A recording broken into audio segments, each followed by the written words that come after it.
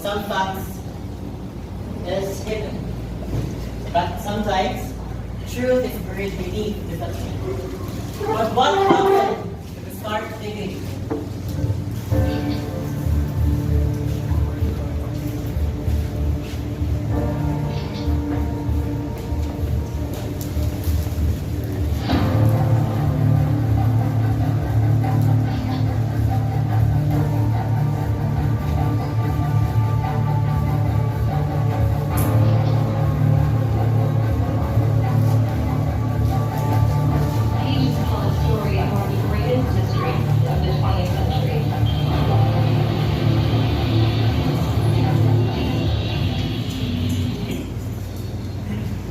Today, we unravel one of greatest history.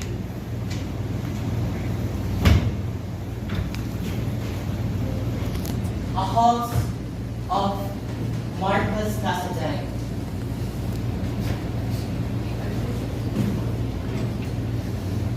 In every deception, there are patterns. And in every truth, there is an actual truth. But what is my job? I am here to connect the dots. So, with us, help us to solve this case. I am Detective Mercy.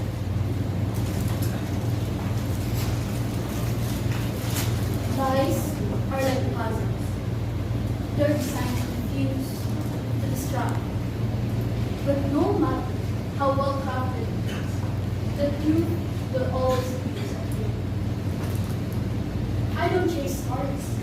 I chase evidence. And what we found will change what we think. And I am Detective Brian. History is full of secrets. Some are best to be kept. Others take a matter to be exposed. The case that we're about to open now isn't just about the past. It's about how truth is shaped and how power resides in what we do. And I am Detective Bryce.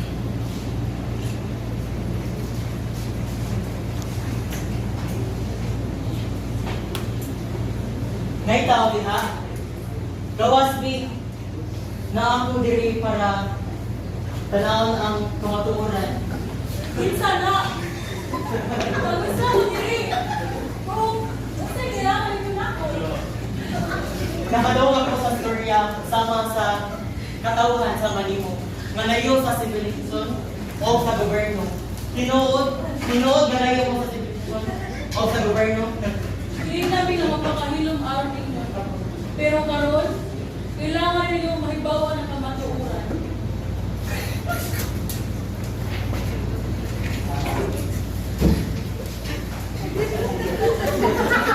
It is Alexander. The Palasite were introduced as a lost Stone Age tribe captivating the world. However, journalism revealed that they were living modern lives nearby. With their political manipulation, the hoax was manifested by Manuel Elizalde under Marcos' orders to distract from political turmoil, showing how political narratives from their own game. The power of misinformation.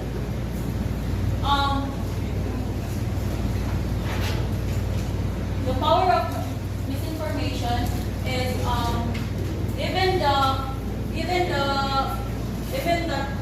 even the truth was revealed, the means enduring.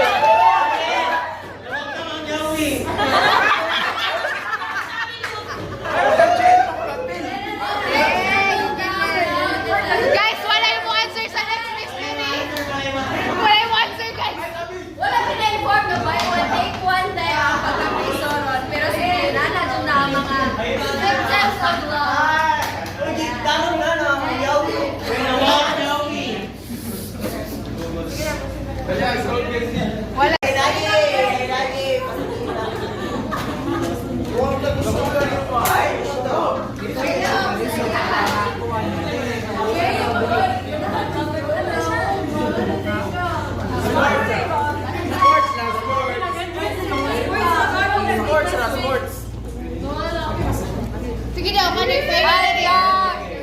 Tasha.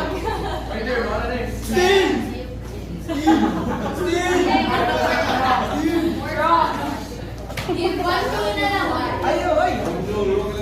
Ayaw, mag-way ko flow. Okay, one here. Walang June. Walang June. Kaya dito na yun. Uy, ako ang gawin. Kanina may last na awit.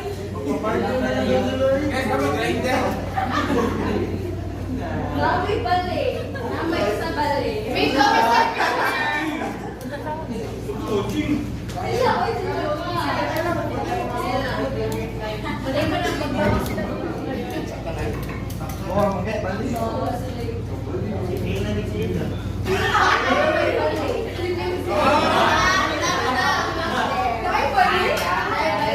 Oh, tapos na.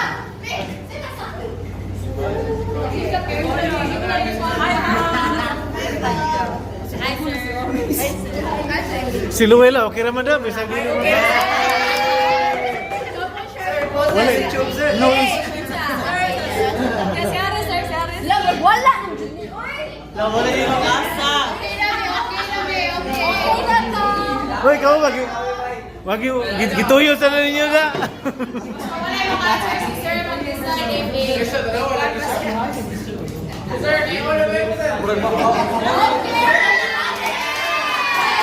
Hoy.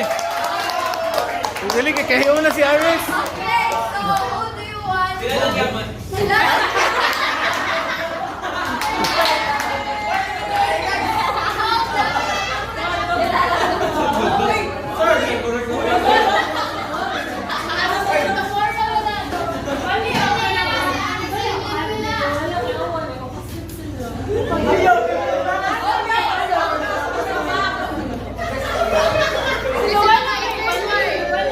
Hoy, baliw ko ba?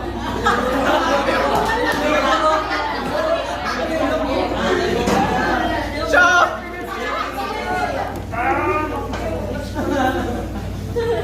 Everyone, we end our discussion. So, the world is a museum of mysteries, a labyrinth of secrets. And as we close this chapter, ask yourself, what other deceptions lie hidden in plain sight? What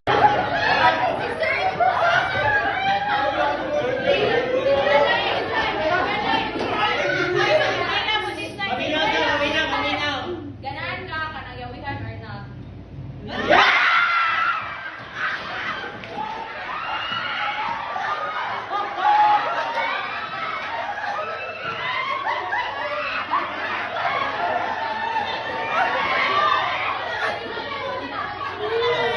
Guys, let's repeat the question.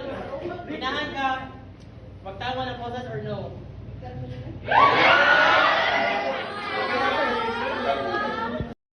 The grand baseball history, where past and present collide in the battle of wits and wisdom. From the era of powdered wigs and handwritten ballots to the digital age of instant polls and televised debate, we explore how elections have evolved through time. But wait, what's a pageant with all these brilliant contestants? We have 3 exceptional candidates, each ready to unveil one of the most fascinating discoveries from George Washington's time. What secrets, mystery will they reveal? Stay tuned.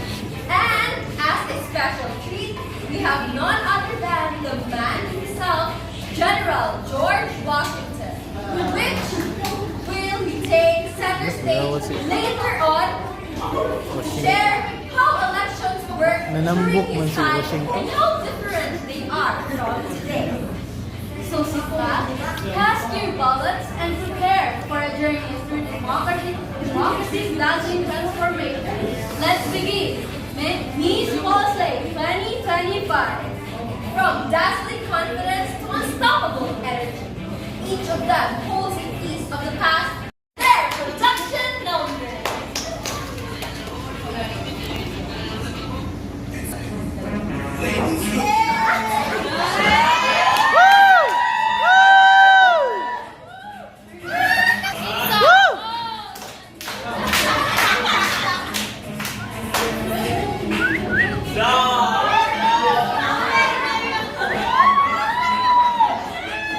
Oh my God!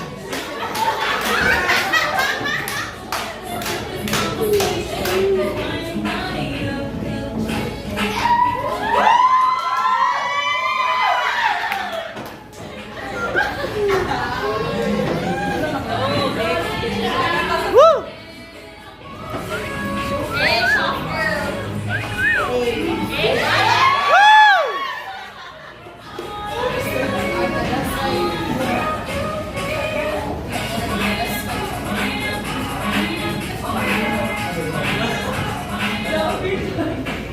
What a spectacular performance.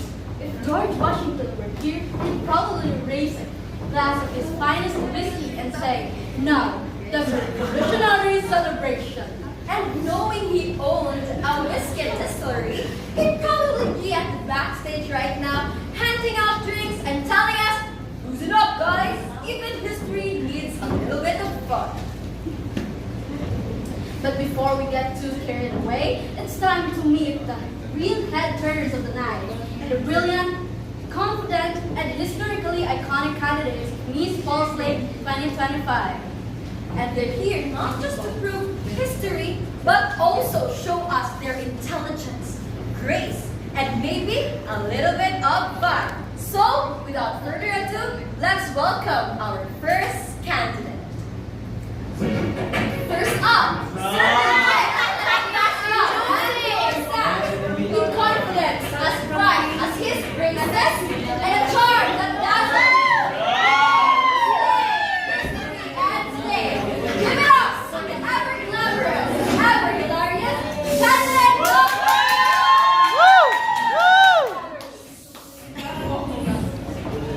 Good afternoon, ladies and gentlemen, esteemed judges.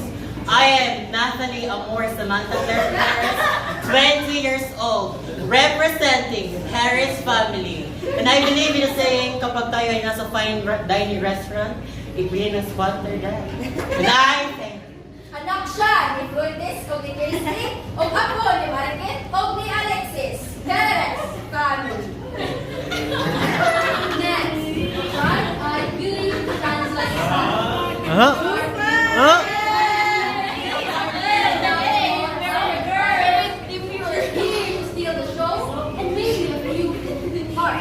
Give it up for the radiant and unstoppable candidate number 2 from Valera family.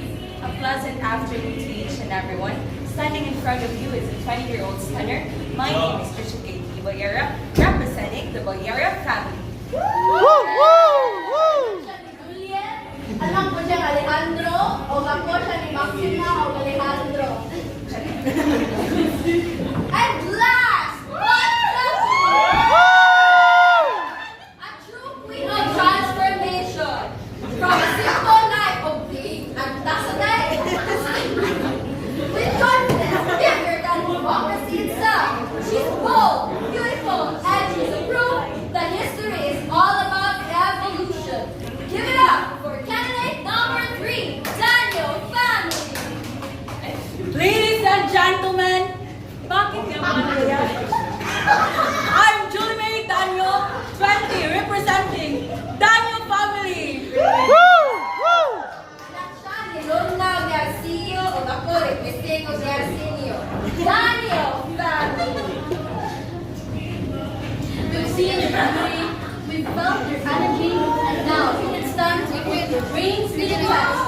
Welcome to the most entertaining part of AD competition, the question and the answer round. Our candidates will now be asked to choose 3 groundbreaking discoveries from George Washington's time. Discoveries that help our history and continue to impact our world today. Will they dazzle us with their wisdom? Will they impress us with our very special guest, George Washington himself? One thing's for sure, this is where history meets the United States. Everyone, please give him a round of applause as we welcome General George Washington to the stage.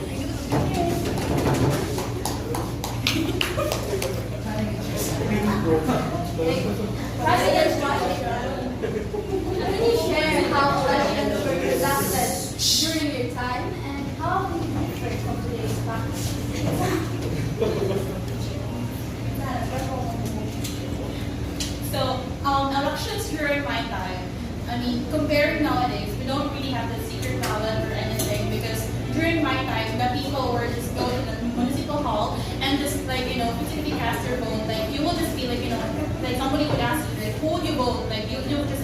I would vote George Washington. And also, it was around 1955 that during those campaigns, around 1955, the people, I mean, it's very common that the people would actually, like, you know, drink alcohols. And that's why George Washington, for me, like, came up with an idea that when I run for the position around 1958, I would also I would also do the same campaigning in which I would, like, you know, give people alcohol. So that's why dito na invented, like, you know, anong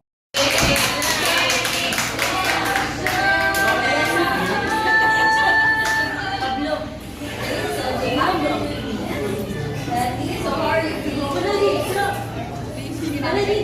Feeling ecstatic. Now, Madam Vice President, I would like to ask you a question. How has modern election practices evolved, and what are the key changes that have shaped today's democratic process? Modern election practices have evolved to give people the right to participate. Isa sa pinakamahalagang pagbabago ay ang paggamit natin ng Ladies and gentlemen, esteemed judges, and our brilliant contestants, we have finally arrived at the most anticipated moment of the evening, the crowning of our very first Miss Ball Slate 2025.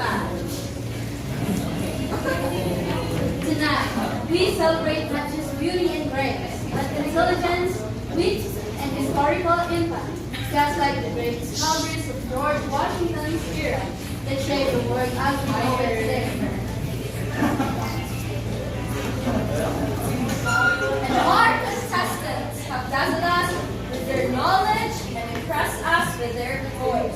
So, everyone, who is your bet? Candidate number 1, number 2, or number 3? No? Okay, let's show kung may pakuspiling pakpakpizza para ninyo ang winning candidate number 1. How about candidate number 2? And lastly, candidate number 3. So first, we will announce the second runner-up. So our second runner-up goes to... Josephine Aranas. Okay, our second runner-up goes to... Gian. Gian Francine. Isa nagbasa kay... Kasi nagbasa si Barbie na. Okay. So the second runner-up goes to... Valera family. On stage, and we have taking.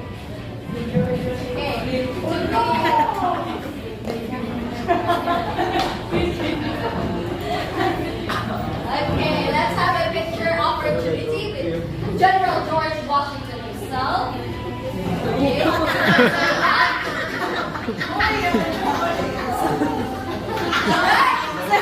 Wala si Josephine.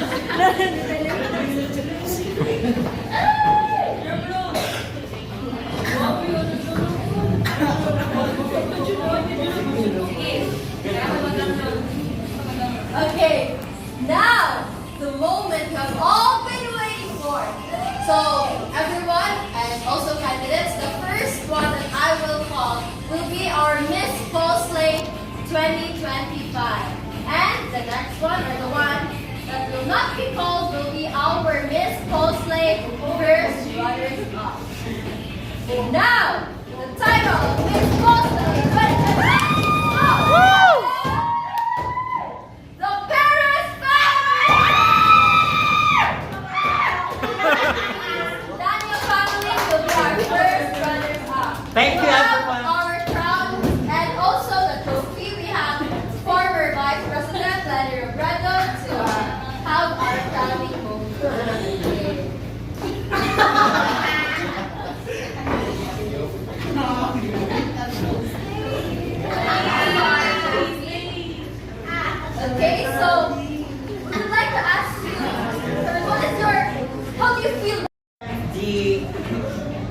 And I thank you. Alright, thank you so much. And now,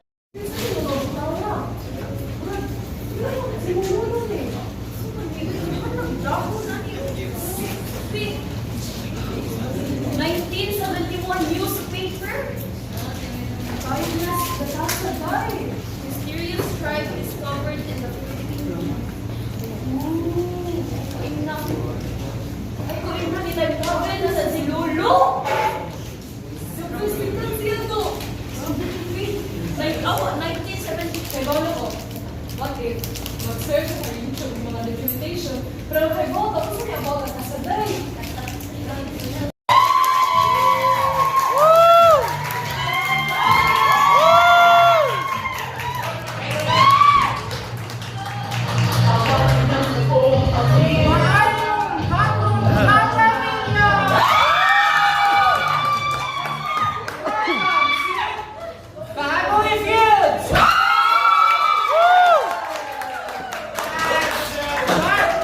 So, guys, excited ka mamugin sa atong mga guests karong hapunan! You should be excited because mga bigatin ang atong mga guests karong hapunan!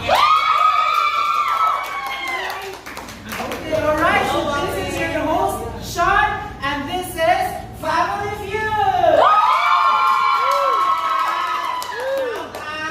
Alright, so let's welcome the first team, the Crocs family! Starting with Gloria Macapagal-Arroyo!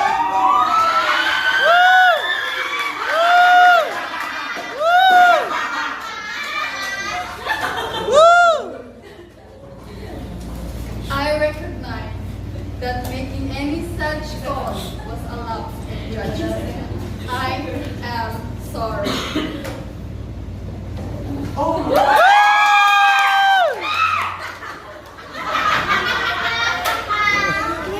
Next in line, we have Sarah D. Dirty!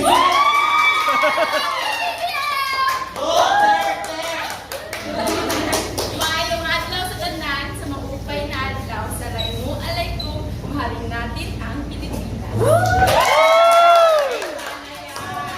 Sarah, kumusta naman ang akong confidential class karon? So clean, so good here at Sogo.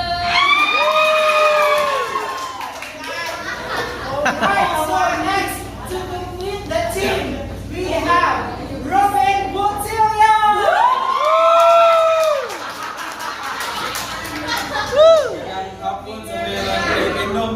I still have the urge! Senator Ruben, I have only one question for you before we start. Alright, so Senator Ruben, sex or chocolate? Sex!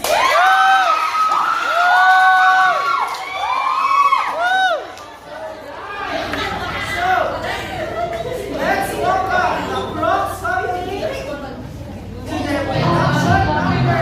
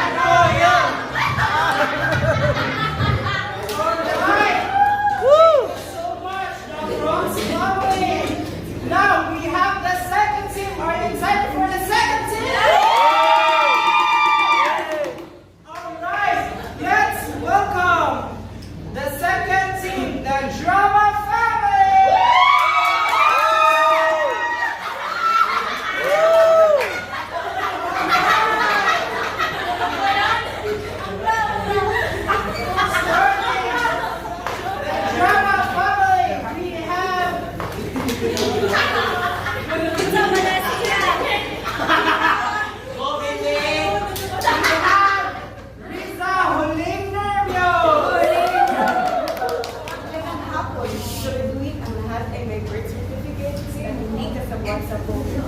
Alright, maraming salamat Senator Risa. Next in line, we have Laila, di lima, kundi lapulo.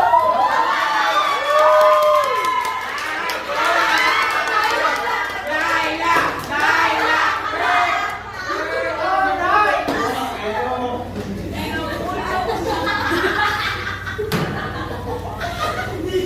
Magandang hapon sa inyo lahat. Alright, so Senator Laila, ang mga gusto kang batiin. Gusto ko sana kamustahin si Junel. Are you? Okay, to complete the line, we have, last but not the least, Abby Biton! Hi! Magandang hapon sa inyong lahat. Ako si Ate Binay, Itay, Ate Blacker. So, let's welcome the drama family for their dance presentation.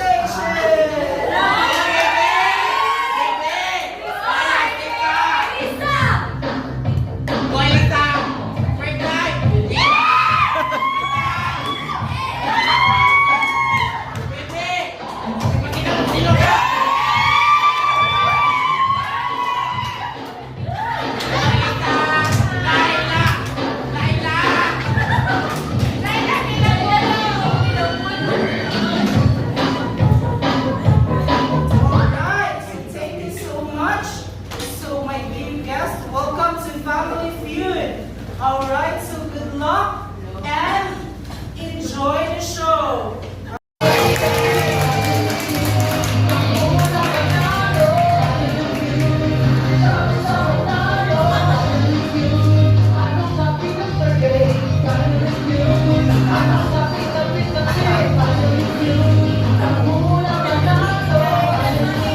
Bulat kami!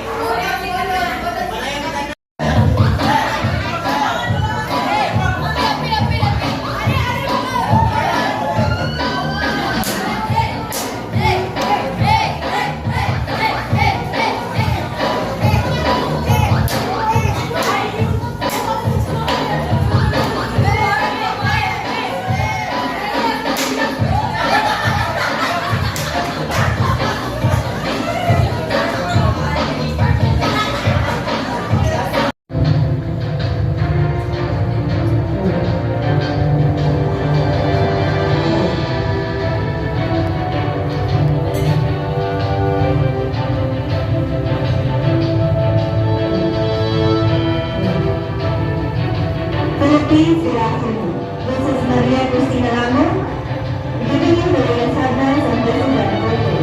First, a senator has been arrested after being found guilty of embezzling public funds, raising more concerns about corruption in our government. Second, nationwide protests continue against the Marcos administration as students, workers, and activists demand justice and accountability for human rights violations and economic struggles under martial law. And finally, the discovery of the so-called lost tribe of the Philippines, the Kasada, a tribe allegedly untouched by civilization, living in isolation for thousands of years, America would call it a window into a prehistoric past. But now, new reports suggest otherwise. Was it a true historical breakthrough or an elaborate cover-up? In 1971, a man named Manuel Rizalde, a close ally of President Marcos, claimed to have discovered the tribe in the remote jungles of Mindanao. They were said to have no knowledge of the outside world, no contact with modern society, and lived exactly as humans did thousands of years ago. World-renowned scientists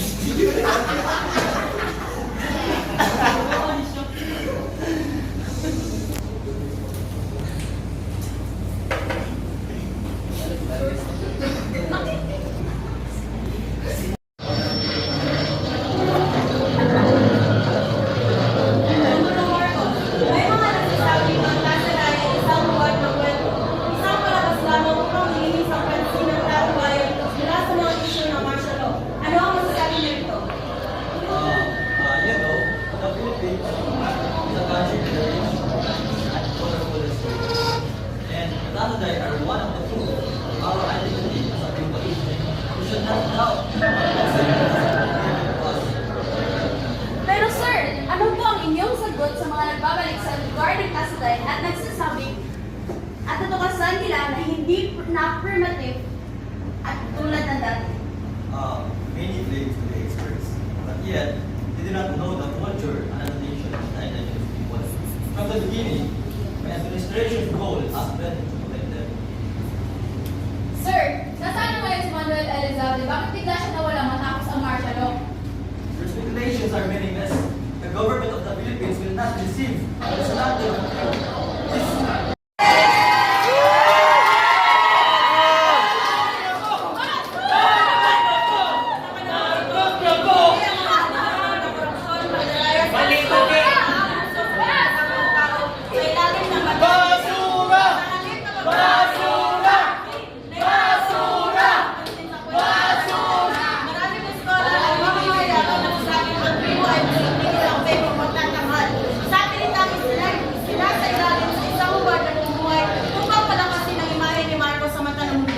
Sa kabila ng mga pagsisikap na gamitin ang kasaday bilang isang pambansang simbolo ng pagkakaisa at kapayapaan, hindi ito naging sapat upang maitago ang lumalalang kalagayan ng Pilipinas sa ilalim ng kanyang pamuno. Hanggang ngayon, nananatiling para isipan kung paano eksaktong ginamit ang kwento ng kasaday upang pagtakpan ang tunay na kalagayan ng bansa. Para sa iba pang ulat, mananatiling nakatutok mula dito sa inyong mapagkakatiwala ang balitaan. Ako si Nicole, nag-uulat na ang nag-uulat sa tunay na kasaysayan ng ating bayan.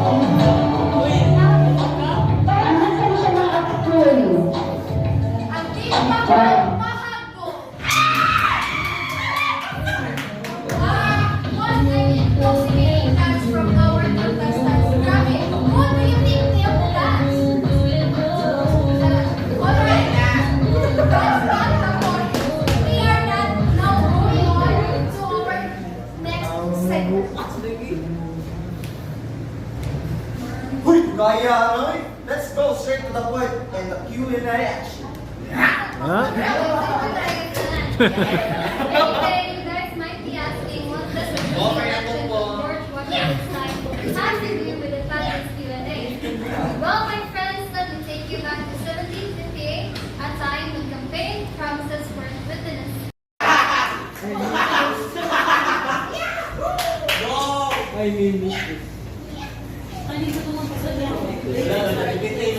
Naimbaga malam, amin. Shakti, I mean Nikos. Okay, repeat your question. Number 4. Number 4. Okay.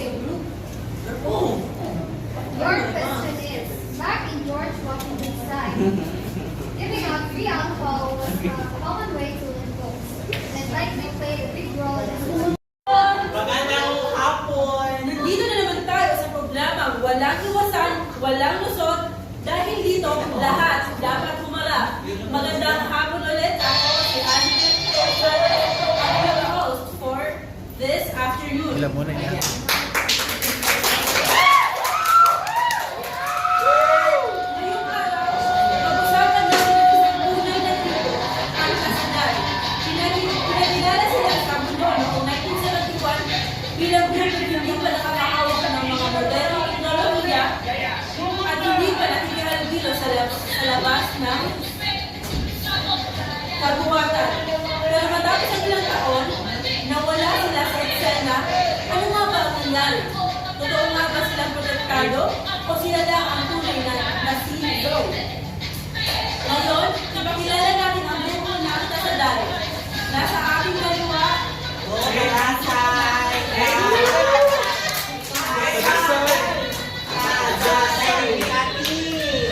ang ganyan naman. Dito sa ating kanan, ang personalidad na pumila sa paglalantad ng Kasaday, si Manuel Elizalde. Ang lalaking nagsabing sila ay protektado ng bayan. Pero ng bayan, Face to face! Edmar. naprotektahan nga ba sila o napabayaan? So ngayon, simulan natin ang pagtatanong. Aling Kasaday, maraming nagsabi noon na Turkey daw kayo. Nagawa ko pa lang ang kwento. Anong masasabi niyo? Oo, kami ay isang hindi kami gumagawa. Hindi totoo ang nasabi ng peke kami. May sarili kami kultura ang nabuhay sa mga bata. Eh ano naman yung naramdaman niyo nung isang araw na nagtag kayo sa TV or sa internet? Ako, bago pa pumunta ang mga talihan, si Elizalde ay pupunta dito para magpag-usap sa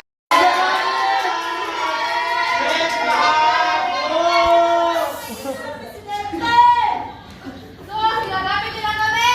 Teka, ano yung sinasabi niyo? Ano issue ng presidente? Walang issue ang presidente noon. Gusto lang magpalagisyon ng ating bansa para hindi malaman sa ibang bansa kung ano-ano ang nangyayari sa ating bansa.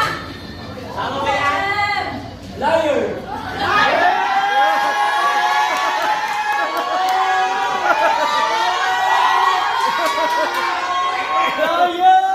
Teka lang! May mga gamit! Teka lang! Sa sobrang init ng tension dito, maghiwalay na muna. Ay, hindi!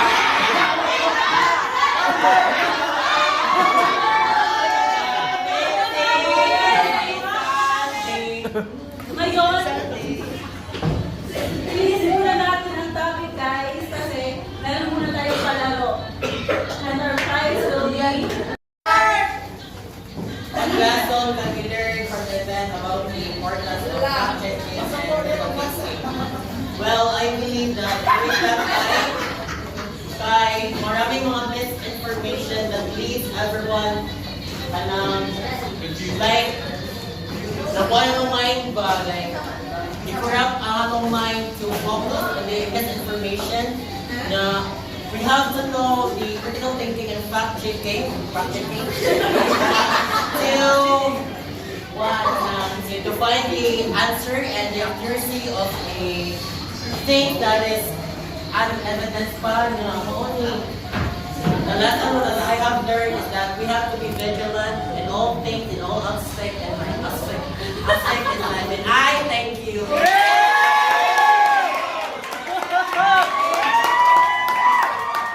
I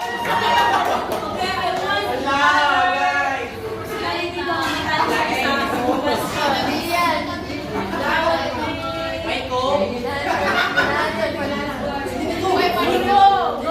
Nico,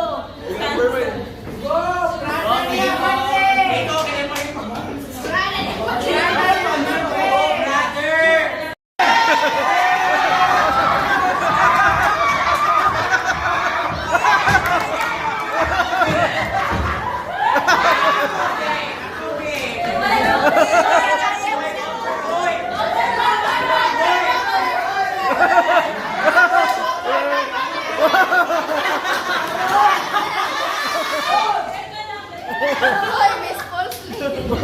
Ngayon, suriin na natin ang pakayag ng Mr. Gonzalez.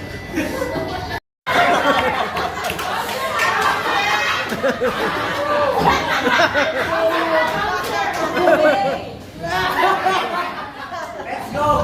Here's your question. What signs of manipulation or practice that you find in how the Tagalog Parang mga issue ng mga Marcos noong 1971.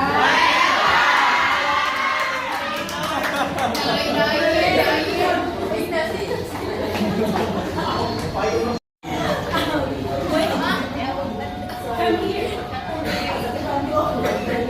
So, check around us. As a journalist and expert on this kind of political behavior, what can you say about this kind of situation that happened in Tassaday and what administration of Marcos lead to them? And what can be gleaned from a seemingly global manipulation? As an expert and a journalist, I can see that there